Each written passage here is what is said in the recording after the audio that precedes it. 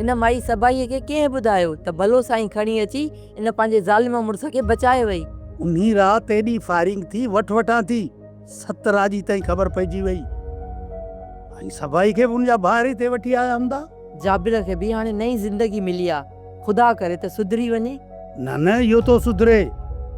वञण वक़्तु ईअं चई वियो आहे त मां हाणे चाकर खान खे मारींदुसि। इहो मरंदो मरी वेंदो पर सुधरंदो कॾहिं बि कोन। इहा त मलूका मालिक जी भलाई थी जो असां वारो छोरो इन्हनि सां न गॾियो, न त कासम खे माराइण खां पोइ इन्ही जी ॾीची में फाहो विझनि हा।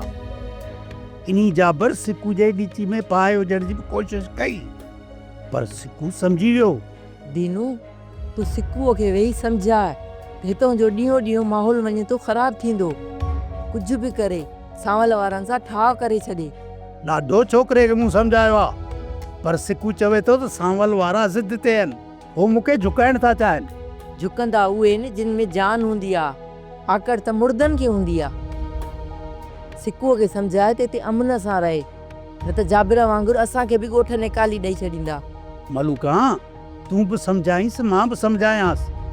अलाह कंदो त असां ते अहिड़ो वक़्तु न ईंदो जो ॻोठ मां निकाली मिले। सब्सक्राइब कयो असांजो official YouTube channel Sindh TV HD drama ऐं वधीक अपडेट लाइ बेल आइकन खे क्लिक करियो।